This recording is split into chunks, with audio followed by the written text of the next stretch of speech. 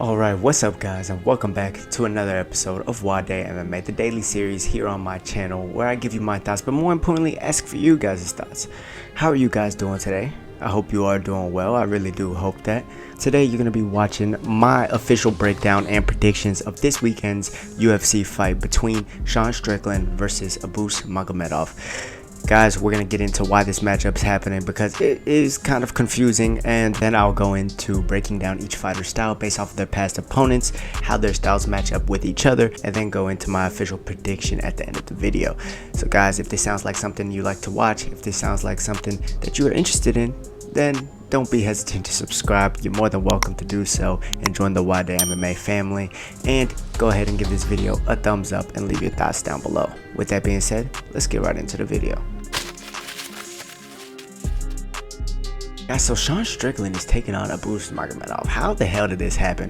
Abus has one fight in the UFC. It was a quick finish. We haven't gotten to see much from him with the UFC's caliber style of opponents. The guy is 25-4. He's a former PFL fighter. He was about this close to winning the $1 million prize in the PFL. He's competed for KSW.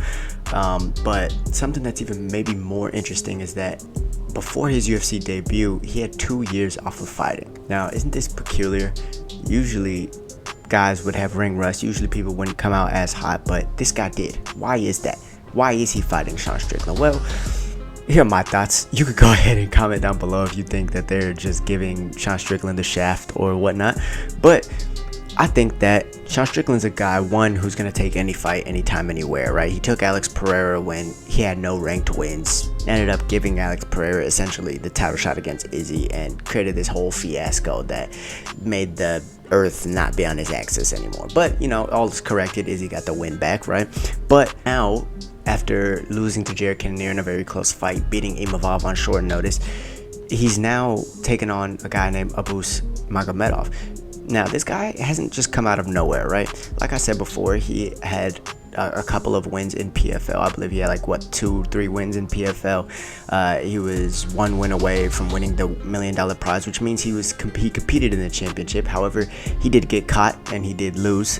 This guy's a good striker. He is a good grappler. And going into each of these fighters' styles, and I think that it is a very tough matchup for Sean Strickland, and I'll give you my reasons why. But going into these fighters' styles based off of their past opponents, Abus Magomedov, well, he likes to strike.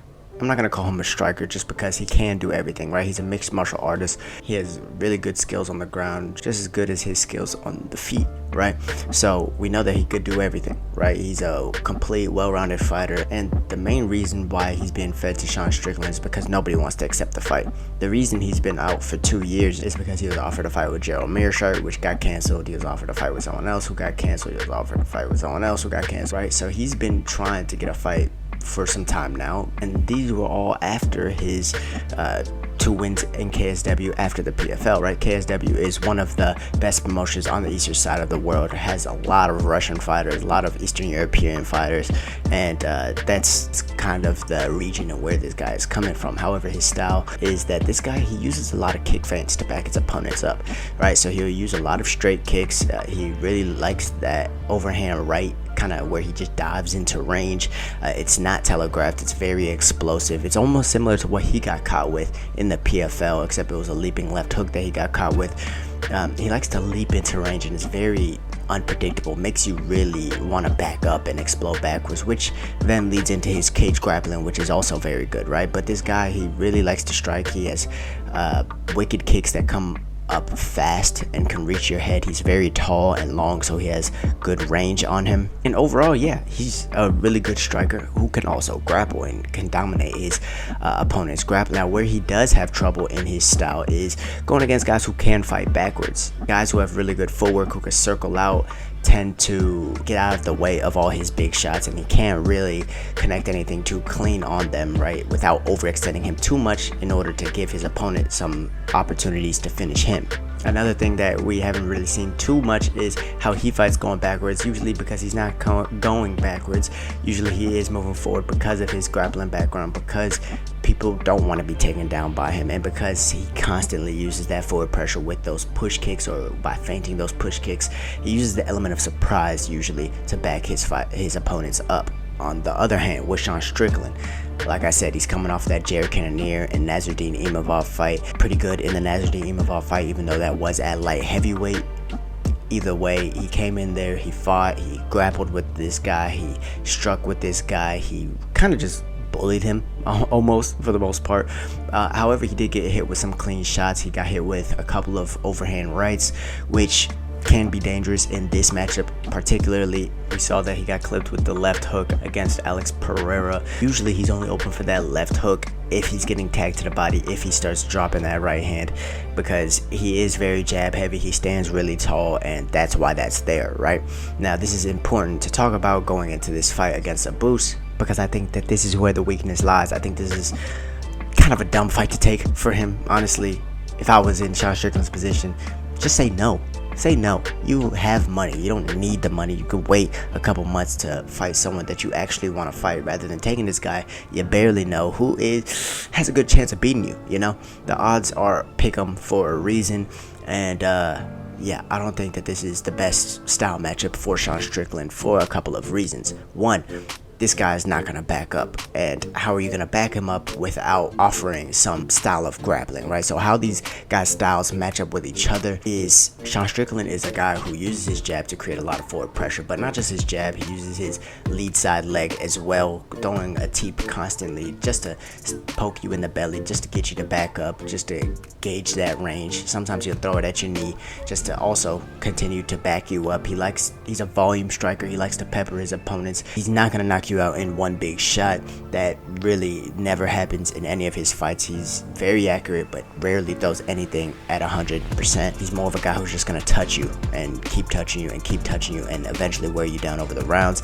He has a good bottom game. He has a good jiu-jitsu. He has solid grappling. However, he doesn't use it as much as I would prefer him to do. However, the reason that this is a problem against Abus is because that kind of style, Sean Strickland's kind of style, is you run into trouble when you run into a guy who's throwing a lot of kicks up the middle, like front kicks, side kicks, stabbing kicks, like Sean Strickland likes to throw, which are gonna back him up. In the Imavov fight, we saw that Sean Strickland was getting backed up every time Imavov would throw that lead front kick just to stab him. It would stop his forward pressure. It would stop him from leading the dance, and I think this is what Abus is gonna do. He likes those kicks up the middle. He knocked out his UFC debutee opponent with these kicks up the middle, and he's a very intelligent striker, so we know that this is probably going to be one of his methods to try and win this fight.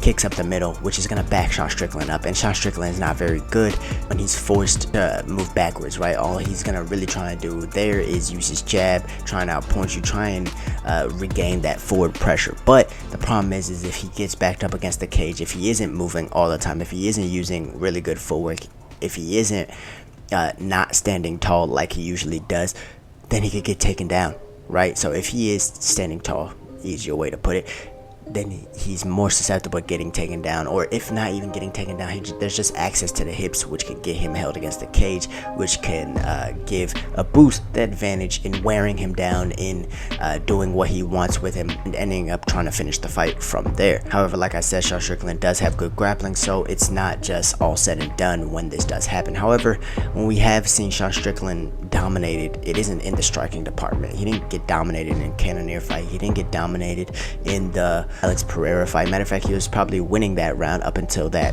knockout, right? But he did get dominated against Kamaru Usman when he was getting worn down by the wrestling. Even though he was getting back to his feet, he kept getting taken down, he kept getting beat up, and Kamaru Usman wore him down that way. Now, so we do know that he can be worn down in that way. We do know that he is susceptible to shots, even if he doesn't get taken down every single time. He is susceptible to getting held against the cage, and that's why Kamaru had so much success against him, and that's very well what Abus can do if he can't get a hold of him. However, Sean Strickland also likes to keep that lead hand very low and pop that jab, and he tends to lean away from the cross rather than slipping and actually countering the cross with his right hand, which leads me to believe that Abus is also going to be, after looking for those straight kicks up the middle, is going to be looking for that overhand right, and can connect it right behind the ear, right above the ear, which will knock out Sean Strickland's equilibrium, at least if it doesn't hurt him badly enough to get the fight stopped.